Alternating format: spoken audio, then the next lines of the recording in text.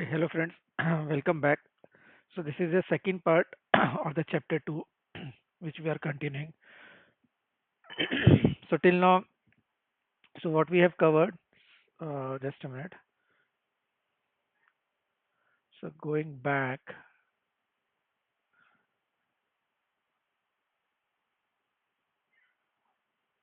to this one, the snapshot. So, till now, what we have covered, the business model test we have covered here, and the SPPS. So, this what we have explained in the part 1. And after that, now just we are continuing with this amortized cost, FEOC, and the FETP. So, it's just like your uh, just remember this thing what I explained you in the last lecture, this thing. So this is very important thing. So now this you will appreciate once I will be reading the study material. So simply if you are reading the study material, so it's very difficult to connect the dot, but if you are having in your mind this picture, so then it will be very easy for you. It will be just like a cakewalk to understand what is written in the study material. Yep. Okay. So, so I hope you remember. Just quickly, I am just revising the business model here. So in the business model, you're having the CCF test is there. So in the CCF test, normally what I have said, just keep in mind the CCF is your interest and the payment, correct? But in the CCF also, you are having the dividend also in your contract, which is written that okay, so dividend will be paid, will be received. But similarly for the other type of the instrument, there in the contract it is mentioned the interest and the principal. So that is your debt instrument. Okay. Uh, so that is the one thing. So the CCF means you're the SPPI, you can say. So if you're if this SPPI test is passed, that is your interest plus principal, and then the business model you need to see at the entity level, means at the portfolio level, whether you are holding it for the CCF purpose, that is only for the interest plus principal, that is you are holding till maturity of that instrument, or you are holding it for the CCF, that is for the interest and plus principal, or held for sale. Okay, so those things it was there in the business model. I think it's now it's very pretty clear. So because we have done in detail, so we have already spent around 2 hours for this particular point, which was little bit complicated. Means not complicated, but yeah, it's very subtle. But yeah, but it's like means if you are reading it yourself, then it's very difficult to comprehend it. But I think now if you are reading the study material yourself, so then this picture is clear. Okay, so now coming to the amortized cost, FEOC and the FETPL. So quickly, I'm just going into the study material.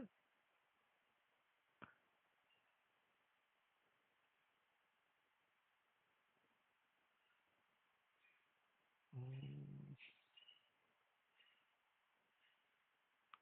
Okay, let me go down.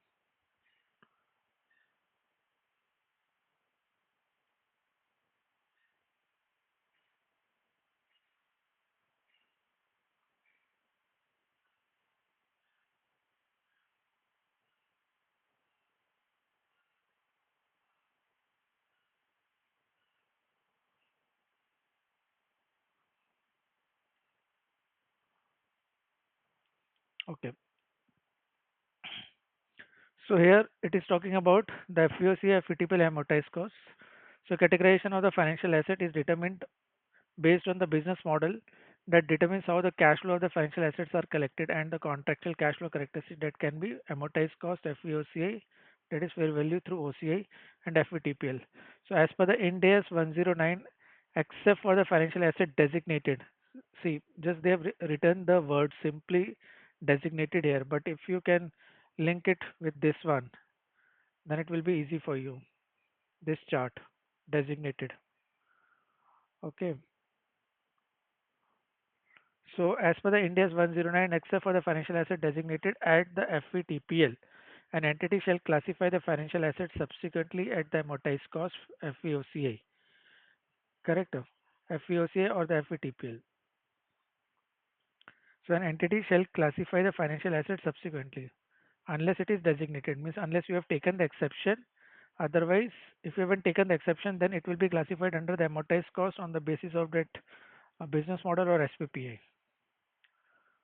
Okay, so business model and the contractual cash flow, that is the other name is the SPPA test.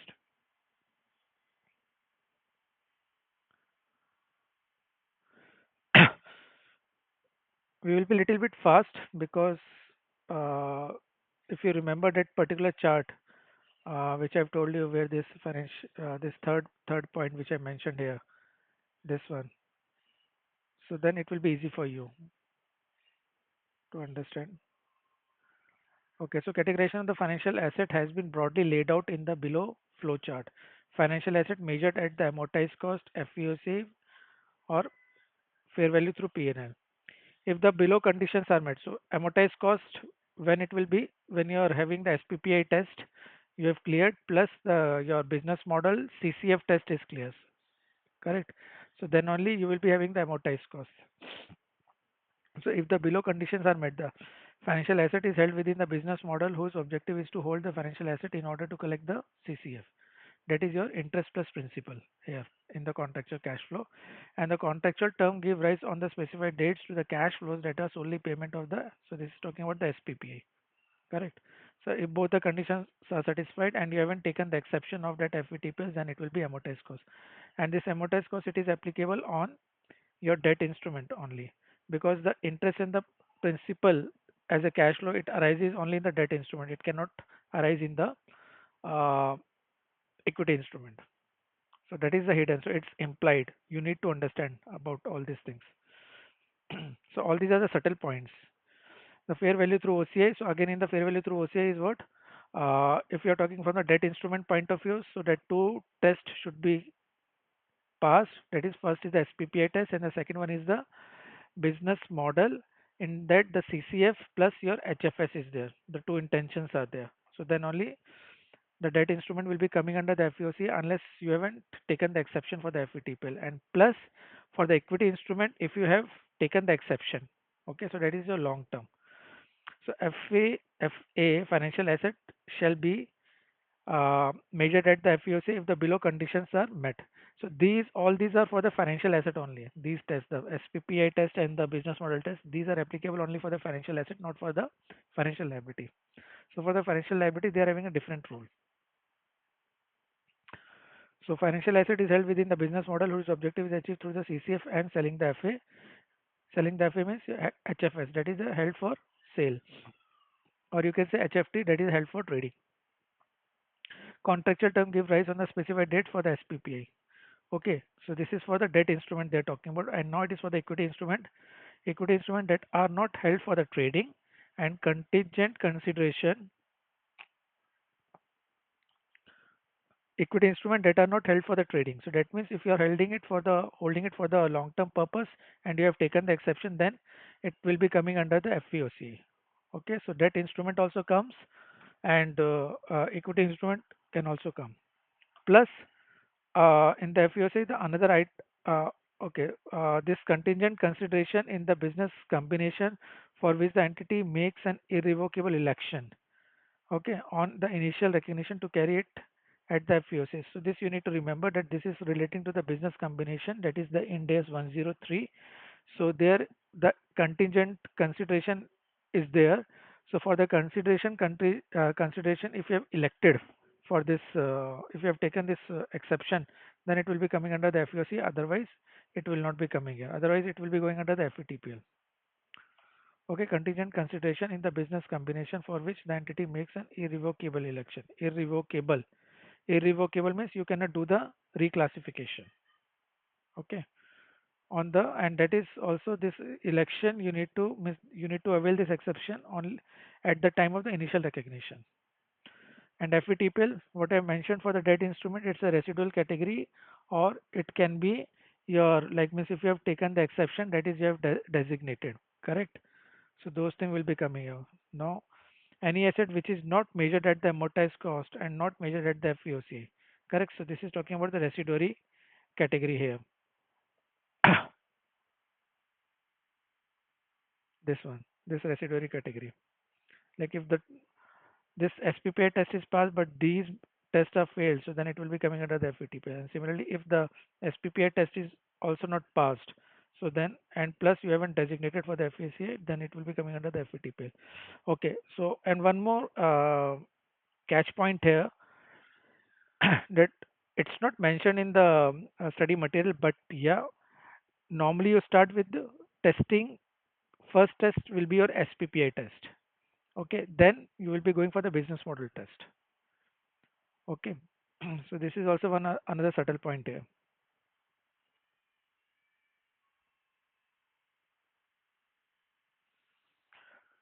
Okay. And if on the initial recognition, any asset may be irrevocably be designated as the FETPL if the specific criteria met. So this is what it is talking about. Uh, this one, and this one. So, and here you are designating when there is accounting mismatch. Correct. So now, if you see this chart is if if you're clear with this chart, so then it's very easy to link link it with what the study material is trying to mention. Otherwise, it becomes difficult to understand, like when it is designated, all those things. Yeah.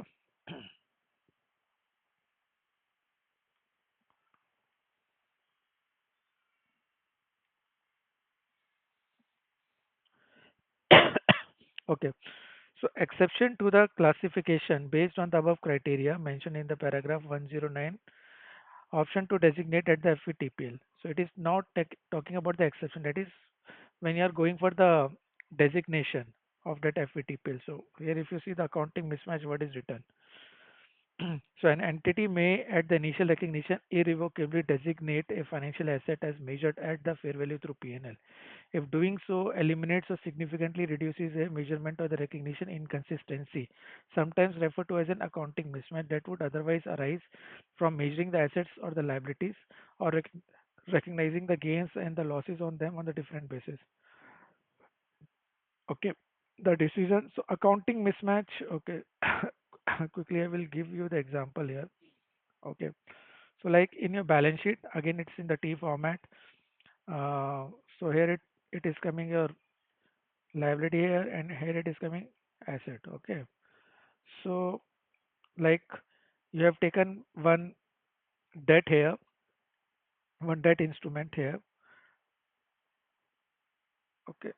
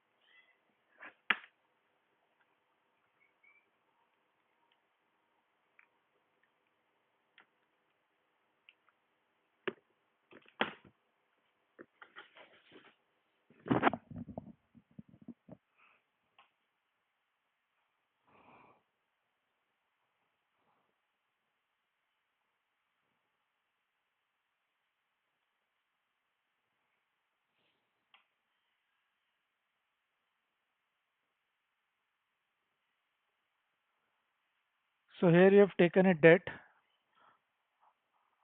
Okay, and this debt you are classifying under the amortized cost. Just take the example here. Just I'm trying to explain what is the meaning of the accounting mismatch. And debt you are using it for buying some asset, um, say the equity, okay, equity shares, the investment in the equity shares, okay, and this you are classifying it under the FETPL. So Now, if you see here, so whatever the mark to market is happening, so here it is going in the P&L. Mark to market, like means whatever the fair value fluctuation is there, the fair value movement that you are capturing it under the amortized, you are capturing it under the P&L. But in the debt, this you are following the amortized cost, so that means there is no point of the mark to market movement of the fair value. That is a fair value movement. So this is a mismatch here. It is happening. So to remove this mismatch, you can change from the amortized cost to FVTPL, so that whatever the mark to market movement is there in this one, that you can capture, and it will be offset with your mark to market which is happening in the P&L. So ultimately both movement, the mark to market movement of the debt instrument and plus the equity share, it will be coming under the P&L. Okay, and it will be offset. uh, so this is called your accounting mismatch removal. So how you are doing it, when you are designating that your debt instrument to FVTPL. So this is the example here. Okay,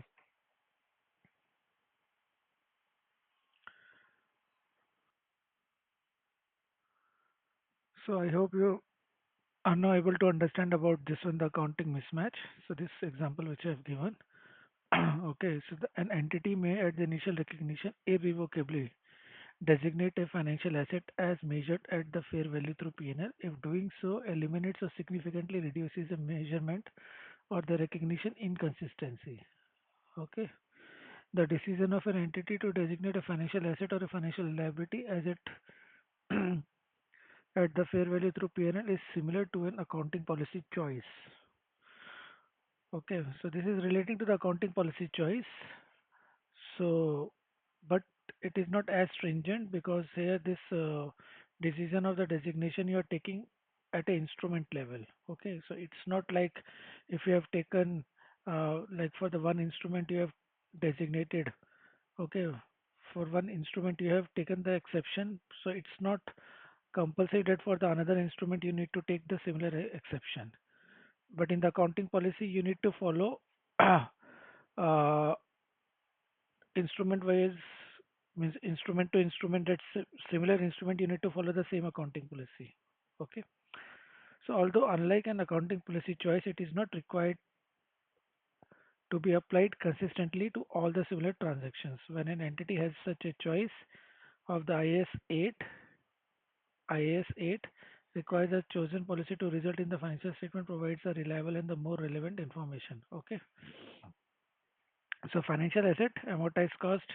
Again, so they are saying that the same thing what we have discussed in our chart which I prepared.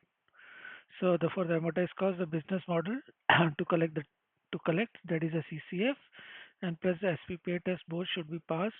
Similarly, for the FVOCI, the business model should be your CCF, uh, contractual cash flow, that is a CCF, and to sell, so that is your HFS, held for sale. So, and the SPPA test. So these two tests should be passed for the FEOC and the FVTPL. The if it is held for trading, so then it will be coming under the FVTPL and the residual category. So this all this we have discussed. Yep.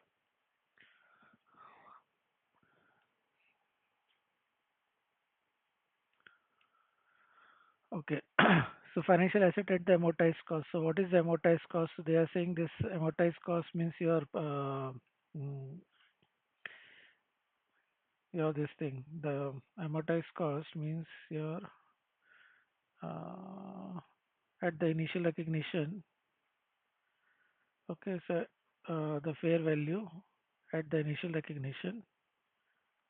So initial recognition, then plus you are doing the accrual of the interest on the basis of the effective interest rate.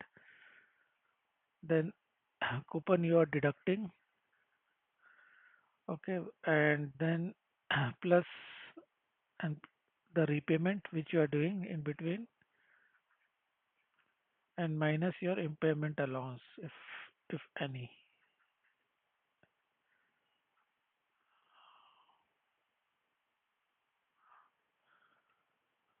Okay, let me go back.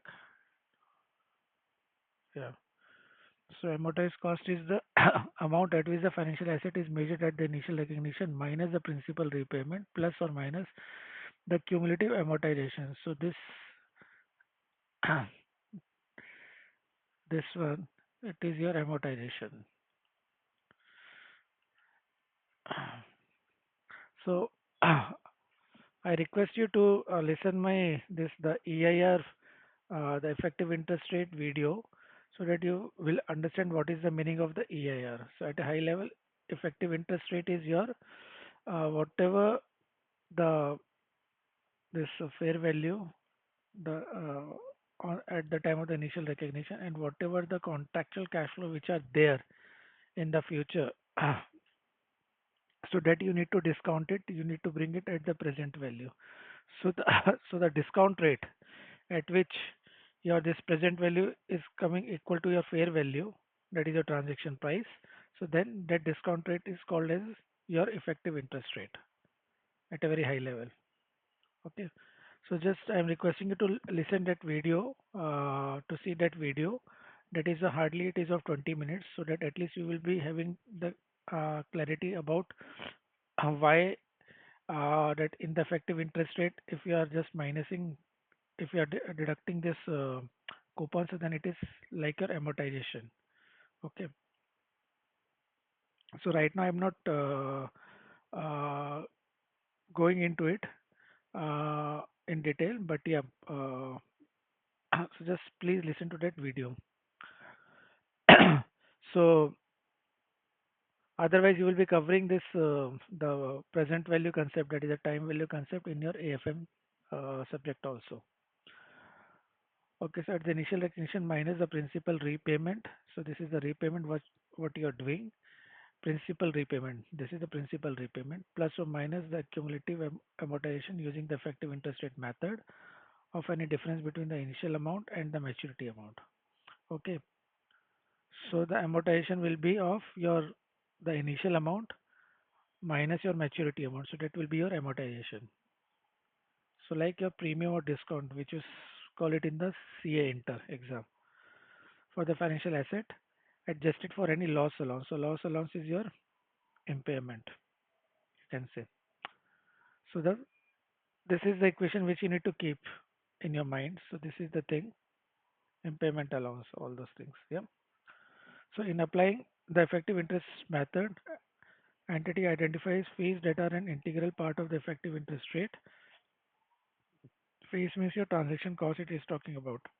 An integral part of the effective interest rate of a financial instrument. Fees that are an integral part of the effective interest rate of the financial instruments are treated as an adjustment to the effective interest rate unless the financial instrument is measured at the fair value with the changes in the fair value being recognized in the profit and loss. In those cases, the fees are recognized as a revenue expense when the instrument is initially recognized.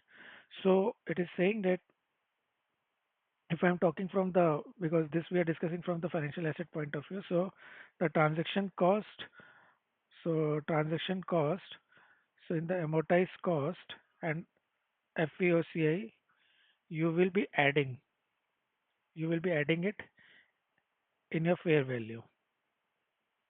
Okay, adding addition you will be doing, adding the transaction cost. So then after this, so here you will be adding your transaction cost, and then whatever the present value after discounting, if the discount rate which makes fair value plus transaction cost equal to your present value, so that will be your discount rate. So that means the transaction cost also you will be amortizing.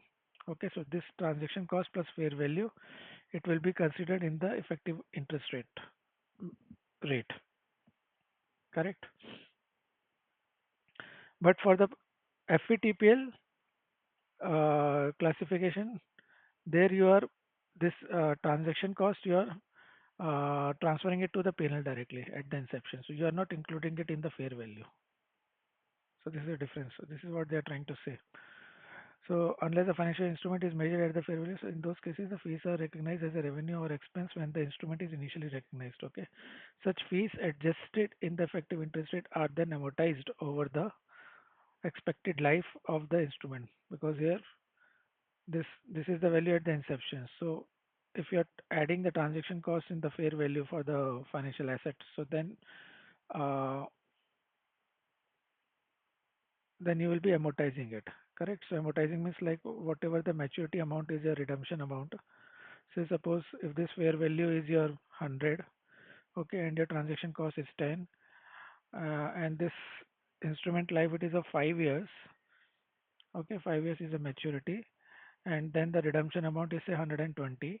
So then say take it 130. So then your you will be recognizing at the inception at 110, 100 plus 10. So 10 is your transaction cost and this is a fair value. So fair value plus transaction cost is 110. So 110 minus 130. So that means it is coming your 20. So this 20 you will be amortizing it during the life of that instrument, that is during 5 years, with the help of the effective interest rate method. So this I have covered in detail in that 20-minute short video. So just try to listen it. Otherwise, it's a very straightforward concept. Like,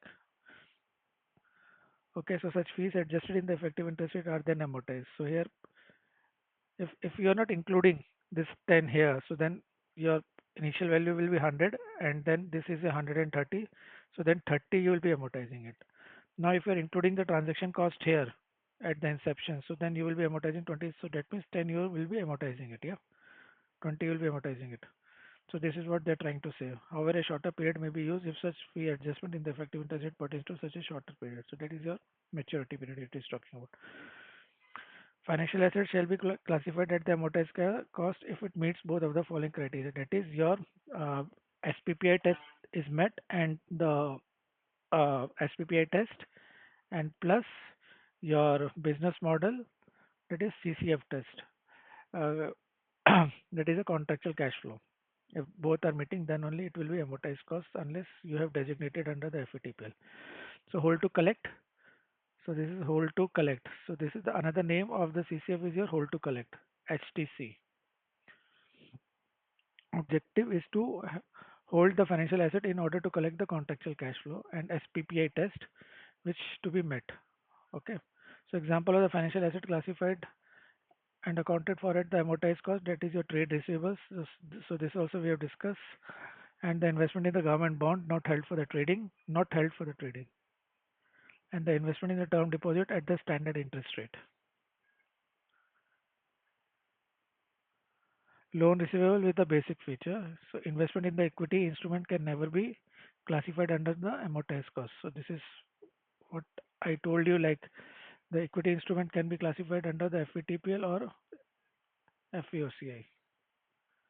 So in this for the equity instrument, there is no amortized cost classification is there because in the equity instrument, this equity instrument cannot pass the SPPI test because there the contractual cash flow is the dividend, not the interest in the principal. Yeah. So now I think you can link it, you can understand about all these things. Now quickly discussing about this example, hold to collect business model test. An entity purchases a debt instrument for 1 lakh. The instrument pays interest of 6,000 annually and has a 10 years to the maturity when purchased, and the entity intends to hold the asset to collect the contractual cash flow. Evaluate the business model test. So here this your SPPI test is there, so it's a debt instrument. So in the debt instrument, you're having the 6,000 interest, and plus at the time of the maturity, you will be getting this 1 lakh. So it's a SPPI test is passed, and plus your business model CCF, that is hold to collect, is also passed. So that means it's your uh, that it can be classified under the amortized cost. This is what they're trying to say. Okay. So entity's objective is to hold the asset to collect the contractual cash flow and not to sell the asset before the maturity. So thus the debt instrument would meet the hold to collect the business model test. An entity purchased a debt instrument for 1 lakh. The instrument pays interest of 6,000 annually and has the 10 years to the maturity when purchased. The entity intends to hold the asset to collect the contractual cash flow. 6 years have passed and the entity is suffering the liquidity crisis and need to sell the asset. So this like you're in the stress scenario. So what I've told you, like means what we have discussed in the last lecture, in the last video, that in the stress scenario, you can sell it, or plus uh, stress scenario, or the credit risk of that counterparty has increased. So in those two situations, you can sell it. Okay, then also it is allowed. So you in those ex- in in these two situations, if you are selling it, so then also your instrument which are already there in that particular class, that is the amortized cost, so it will not be like disqualified. So since the sale of the financial asset was not expected on the initial classification and therefore does not affect the classification. Okay, so thus the debt instrument would meet the hold to collect business model test. Yep. Okay.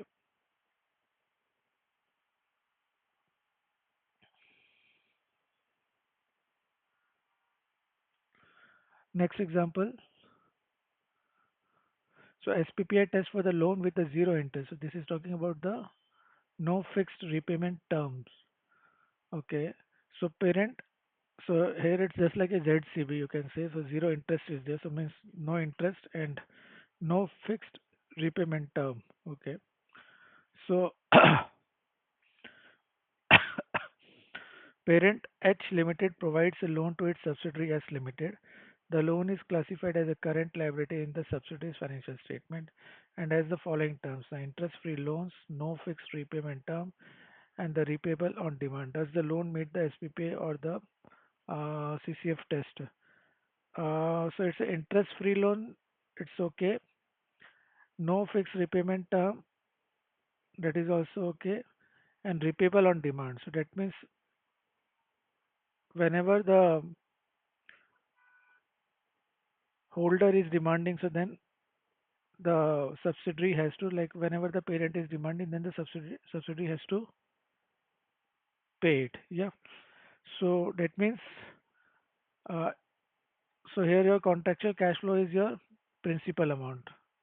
So that is also allowed. Like means okay. So even if the maturity period is not stated, but then also it is repayable on demand.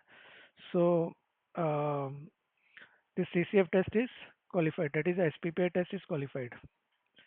Yes, the terms of the repayment for the principal amount of the loan on the demand satisfy the criteria of the SPPI.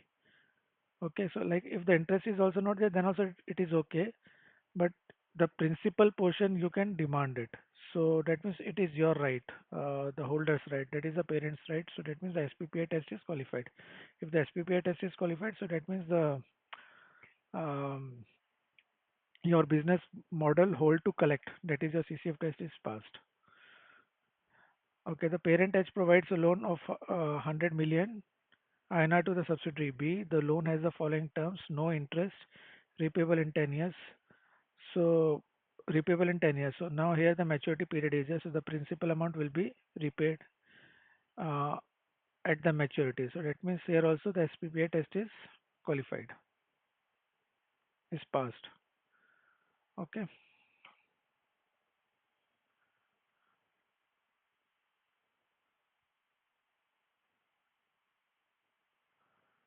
Mm. Okay. Entity A, SPPA test for the loan with the interest rate. So, entity A lends the entity B INR 5 million for the 10 years subject to the following terms. The interest is based on the prevailing variable market interest rate. Okay, so variable interest rate is capped at 10%. So here the capping is there, like if the market rate, so it's a floating rate bond. Okay, and here the, like if the interest rate goes, the market rate, if it goes beyond 10%, like say 12%, so then also the holder will be getting 10% because here the capping is there. Okay, so but still the holder is receiving interest plus principal. So that means your SPPI test is qualified, is passed, and your if SPPI test is passed, so that means and your intention is to hold this asset for the contractual cash flow. So that means your business model CCF test, that is your hold to collect model, is passed. So it can be qualified for the amortized cost. So contractual cash flow, both the fixed rate and the floating rate instrument are payment of the principal and the interest, as long as interest reflect the consideration for the time value of the money and the creditors. Therefore, a loan that contains a combination of the fixed rate and the variable interest rate meets the contractual cash flow test. Yeah. Okay. Ash Limited makes a sale of the goods to the customer. So trade receivables, amortized costs. Now they are talking about. So Ash Limited makes a sale of the goods to the customer on the credit of the 60 days. The customers are entitled to earn a cash discount of 5% per annum if the payment is made before the 60 days, and an interest of 12% is charged for any payment made after the 60 days. The company does not have the policy of selling its debtor and holds them to collect the contractual cash flow. So it is holding it for collecting the contractual cash flow. So that means here this your SPPI test is passed plus uh, your business model CCF test, the contractual cash flow, that is your hold to collect model is passed. So as a contractual right to receive the cash flow from its customer, and therefore such trade receivables are financial asset of for the H Limited.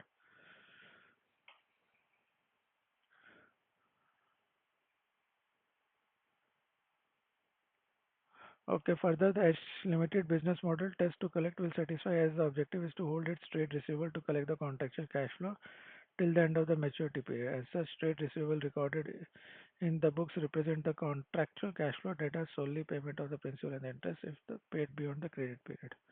So such trade receivables are classified at the amortized cost. Yeah. So all these are pretty straightforward. Okay. Uh, okay. Coming to the next example, it is talking about the security deposit. So A Limited. Okay. So A Limited has obtained the premises from the B Limited on lease to carry on its business. Okay, has obtained the premises from the B Limited on lease, and the lease contract period is of 5 years. And as per the lease agreement, A Limited has paid the security deposit to B Limited. Okay, so A Limited has paid the security deposit to B Limited amounting to rupees 10 lakh, which is refundable after the expiry of the lease agreement. So how would such deposit be treated in the books of A Limited? So here the transaction is like between A and B. So B has given the premises, okay, and A will be giving the cash for using that premise. So so this transaction is this leg is over. Now this leg is pending. So when this leg is pending and this one is over, so that means it's a financial asset for the B, and for A it is the financial liability for making the payment of the cash, correct? But here with this, like while entering into this lease, so A Limited has given the security deposit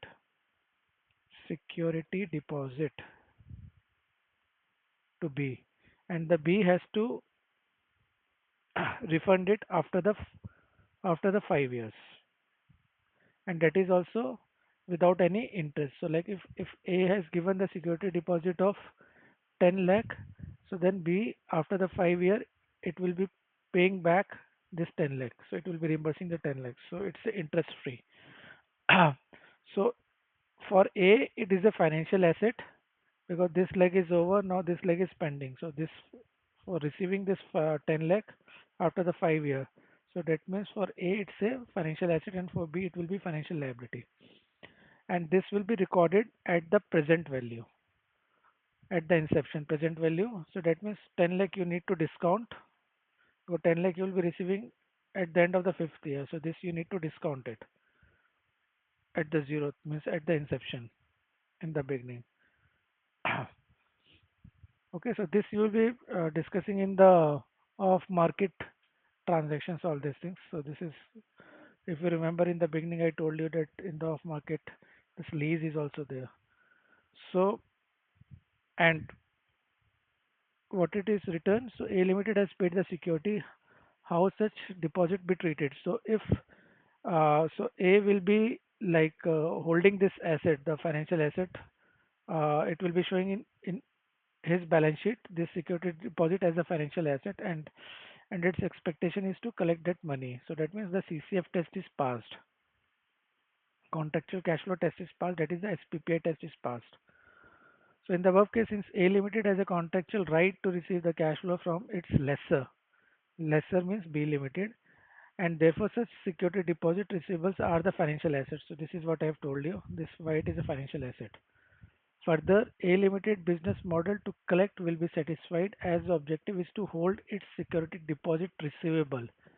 Security deposit receivable. So the A Limited will be showing the security deposit receivable as a financial asset in its balance sheet to collect the contractual cash flow till the end of the maturity period. So, and such trade receivables recorded in the books represent the contractual cash flow that are payment of the solely payment of the principal and the interest. And then such security deposit receivables are classified at the amortized cost and at the amortized cost, and you will be recognizing this at the present value.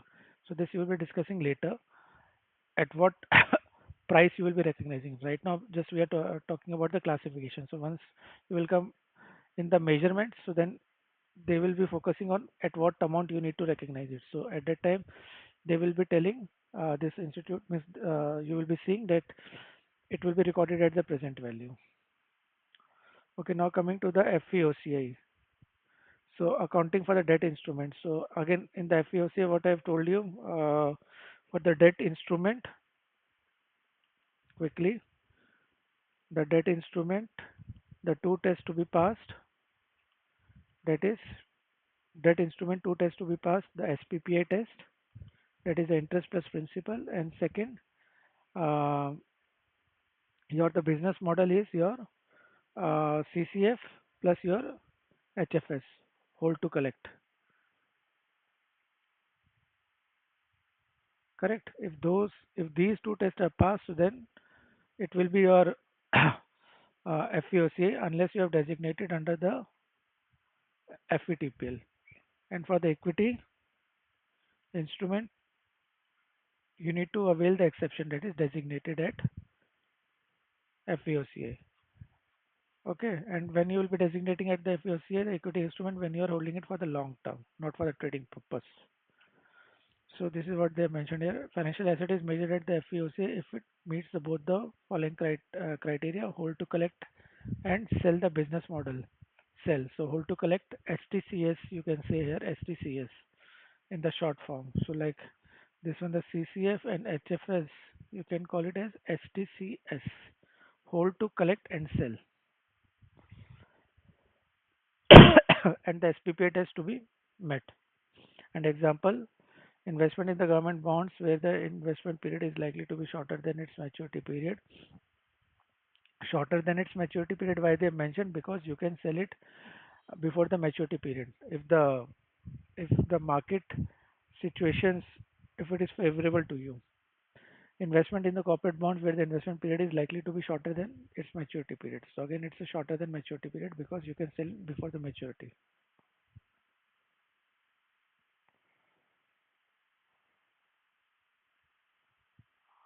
Okay, so hold to collect STCS, hold to collect or STCS model, STC or STCS model test. Okay, so entity A has a surplus fund.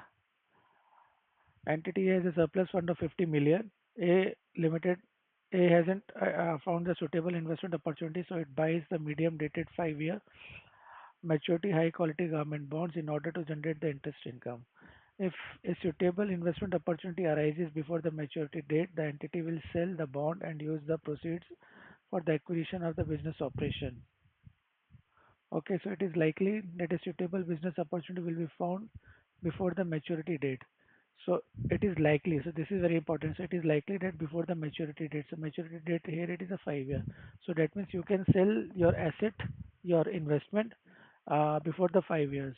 Okay, so that's why this hold to collect and sell STCS business model is getting satisfied because here you are getting the interest and then the principal amount when you will be selling and whatever the amount you will be getting, so that is the principal amount. Yes, SPPI test is passed and plus your hold to collect STCS business model is passed, so then you will be classifying it under the FVOCI. So this is what they mentioned. The government board would not meet the hold to collect business model test because it is considered likely that the bond will be sold before the maturity date. So however, it is likely such investment would meet the STCS business model test. Okay, so now it is coming to the equity instrument when it is classified as a FUSA. So this is what I mentioned you in that chart which I prepared. So now we have discussed n number of times. So just quickly we will be reading it. So Ind AS 109 requires all the equity instrument to be measured at the fair value. Okay. The default approach is that all the changes in the fair value of the instrument to be recognized in the P&L. So default means if by default it is going under the FVTPL, but if you have taken the exception that is designated, so then it will be going under the OCI for the FVOCI. Yeah. So however, for the equity instrument that are not held for the trading, entities can make an irrevocable election. So irrevocable election means you're designated, exception you're taking, irrevocable. So that means you cannot reclassify it under the other classification. So means once you have taken this route, so you cannot change the route later on. So at the initial recognition to classify the instrument as a FVOC with all the subsequent changes in the FVO in the fair value being recognized in the OCI. Yep. Under the FVOC, fair value changes are recognized in the OCI while the dividends are recognized in the P&L. So like in the on the equity instrument you will be getting the dividend, so the dividend you will be recognizing under the P&L, not under the OCI. Similarly in the debt instrument also, whatever the interest you are getting, so that interest you need to recognize under the P&L irrespective of where you have classified under the amortized cost or under the FEOCA under the FETPL, but the interest portion it will be going under the P&L. And similarly the dividend also it will be going under the P&L irrespective of their classification. And on disposal, the instrument, uh, the investment, the cumulative change in the fair value is required to remain in OCA. So normally when you are disposing of your any asset, so whatever the OCA balance is there, uh, that you will be transferring it to the PL. But so normally this it is getting transferred for the debt instrument. Okay. So FVOCI again for the debt instrument and for the equity instrument. Okay. So now when you will be derecognizing, like means on the disposal of the debt instrument, at the time of derecognition, whatever the OCI balance will be there, you need to transfer it to the PNL. But here, whatever the OCI balance, you cannot transfer it to the PNL. It remains in the OCI only. So from the OCI directly, you will be transferring it to the retained earning, not to the PNL. This is what they are trying to mention. Is not reclassified to the PNL. However, the entities have the ability to transfer the amount between the reserves within the equity. That is between the FEOCA reserves and the retained earnings. Okay. Now, so this is what it is written for the FEOC. Now the last one is the FETPL, financial asset at the profit and loss. So fair value through P&L, FETPL is a residual category in the Ind AS 109. So how in the FETPL the items are coming? One is the held for trading, the asset. Second, for the debt instrument, that does not qualify to be measured at the amortized cost or the FVOC. That means that the business model test and the SPPI, the business model test is failed, so then you will be classifying it under the FETPL. And equity instrument which the entity has not elected to classify as the FVOC. So these three things are there. And plus, I think the business combination have they covered that point? No, they haven't covered it.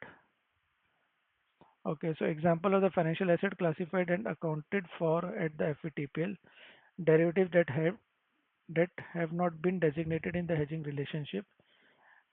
So they've mentioned the derivative example, the IRS, interest rate swap, the commodity futures, option contract, the foreign exchange futures, and the option contract, and the investment in the share where the entity has not elected to account for at the FVOCA. So this is the example which are coming under the FVTPL.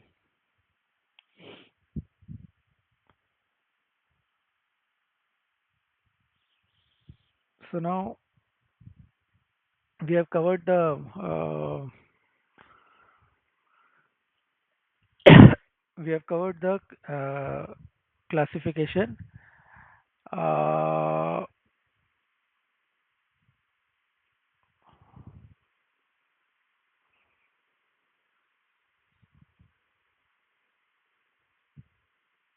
okay, let me think. Shall we go ahead or shall we stop it here? The measurement, no? So in the measurement, you will be having the initial and then the subsequent. Okay, so let's cover it in the another video. So, uh, so, so now we are just ending this video. So we have covered the classification here of the financial asset. Okay. Thanks. If you like this video, please subscribe it and please circulate it among your friends, those who are in need, just in case. Yep. Okay. Thank you.